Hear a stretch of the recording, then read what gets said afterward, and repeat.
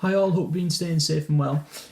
After yesterday's video, which was quite a long one, looking at Act 2, Scene 2, which is one of the most important scenes in the play, with the vows between Romeo and Juliet that they wish to be married and their professions of love for each other. What we're going to look at today is a slightly shorter scene, but one that is still quite crucial, which is the arrangement of Romeo and Juliet's marriage by Friar Lawrence. So we have Romeo is leaving the Capulet orchard at daybreak, having spent the night at the party and then into the early hours of the morning talking to Juliet.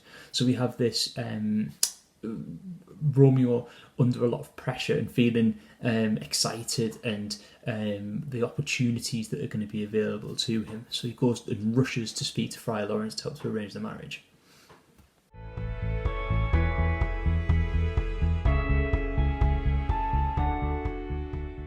Okay, so this scene is quite important because it's our first introduction to one of the big players in Romeo and Juliet's relationship, which is Friar Lawrence. We talked very briefly when we looked at characters about the relationship between Romeo and Juliet and their parents and how they don't seem to be in tune with their parents, if you like. They don't seem to be people that they can approach. Romeo's father talks about how in Act 1 Scene 1 that he's not been able to speak to Romeo, and that whenever he tries to speak to Romeo, Romeo avoids him. Similarly with Lord Capulet and Lady Capulet and Juliet, they don't understand Juliet's own feelings and emotions. And the nurse is someone who's much more of a confidant, someone that Juliet would go and speak to. Friar Lawrence acts as this for Romeo, and he's someone who's going to try and use Romeo and Juliet's relationship to reconcile the two families. So the friar sees this as an opportunity to bring the two families back together and to solve the civil blood that's making the civil hands unclean, and the disruption to the city streets that's occurring at this time.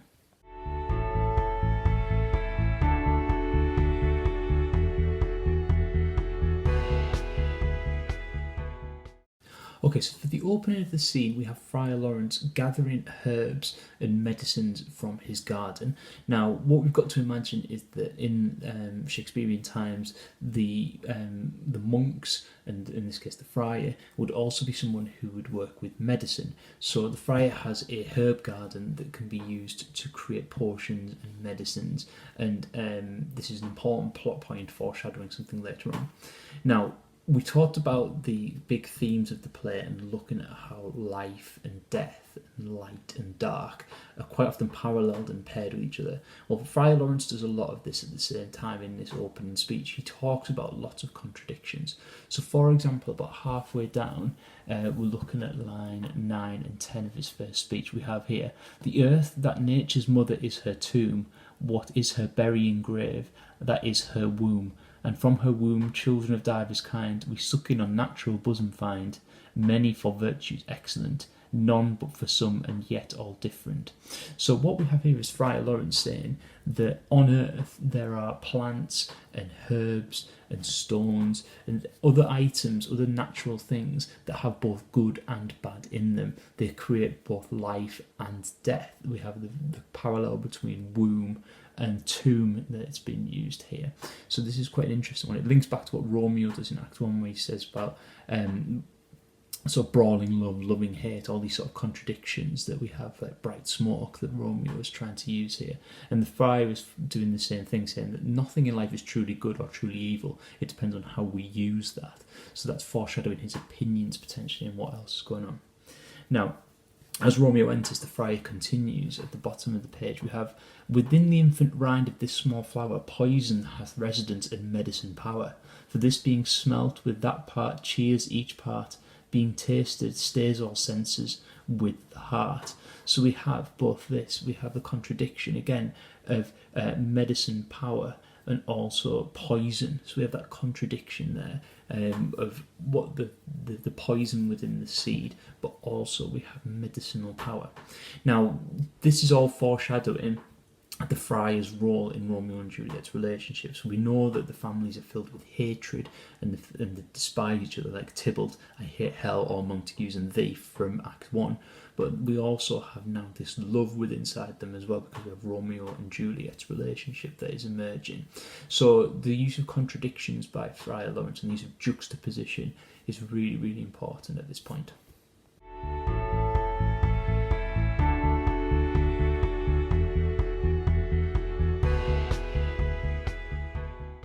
Okay, so having greeted Romeo, we have Friar Lawrence asking him, "Be plain, good son, and homely in thy drift. Riddling confession finds but riddling thrift." He's asking Romeo to speak plainly and tell him what he desires. Why you here, Romeo? Tell me what you are wanting. Tell me what you are asking for.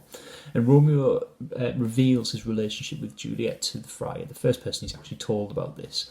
We have, "Then plainly know my heart's dear love is set on the daughter of fair rich Capulet. And mine on hers, so hers is set on mine, and all combined save what thou must combine.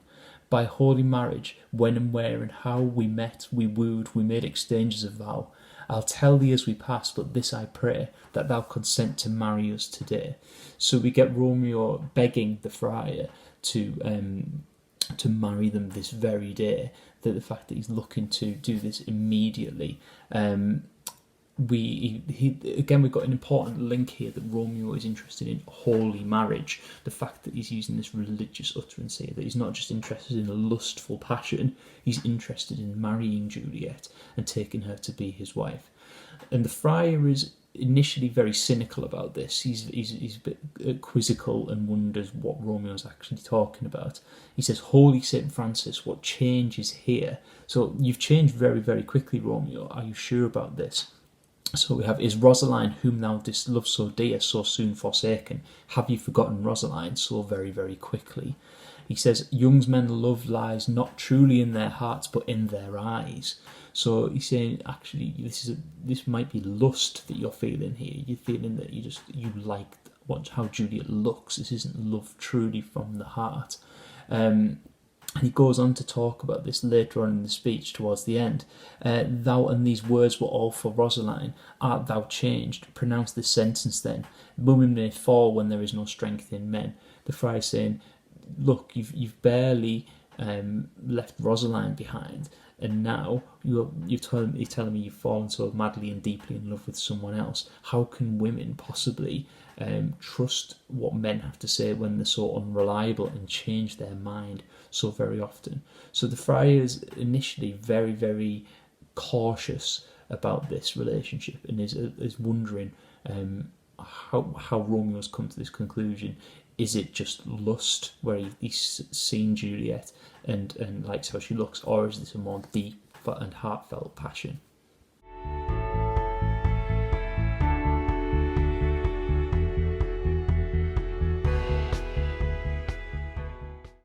As the scene comes to its conclusion, Romeo tries to persuade Friar Lawrence that his love is real and this is something that he's feeling deeply and passionately.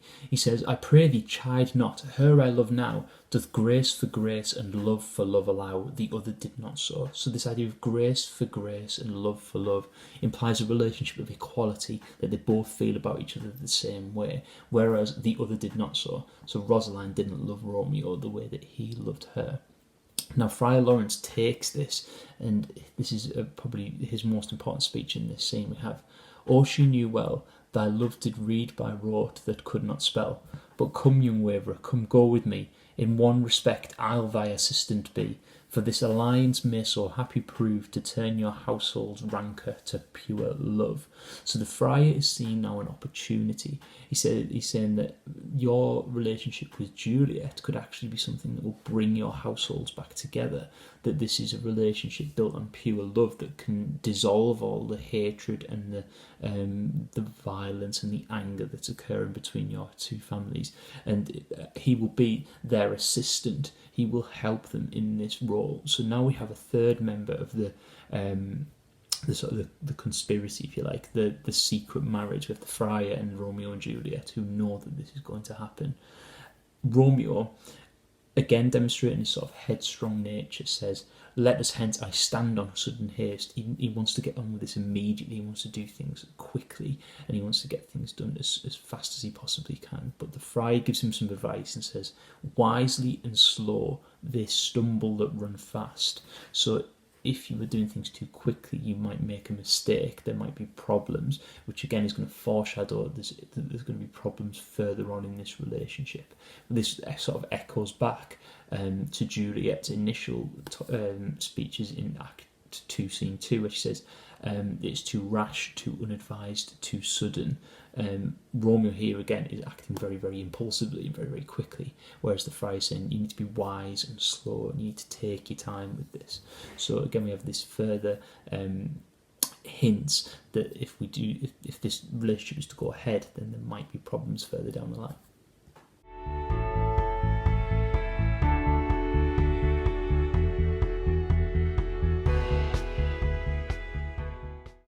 Okay, so what I'd like you to do today is to consider the importance of Friar Lawrence's first appearance in the play and have a look at his attitude to Romeo and Juliet's relationship. So we're going to find 5 quotations looking at Friar Lawrence. Now, if it was me, I would suggest have a look at the speech at the start where he's talking about how there is good and bad in everything, and he uses the earth as a good example.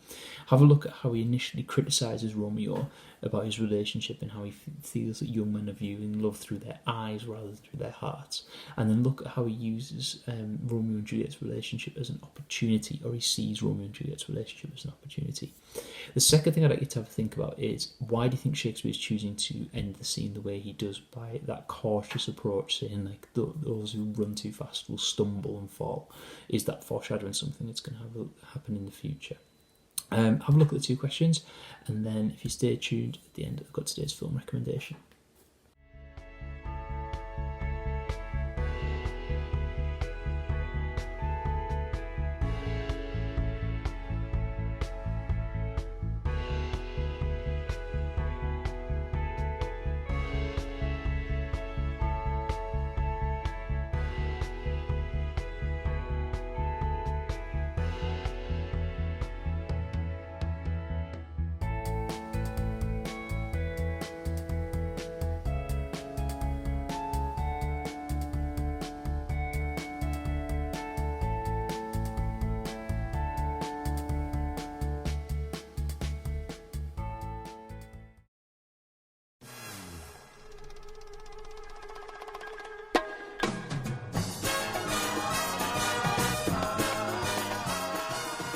Okay, for today's film recommendation, I've gone for a sci-fi and horror classic, which initially wasn't as well received as it should have been, which is John Carpenter's The Thing.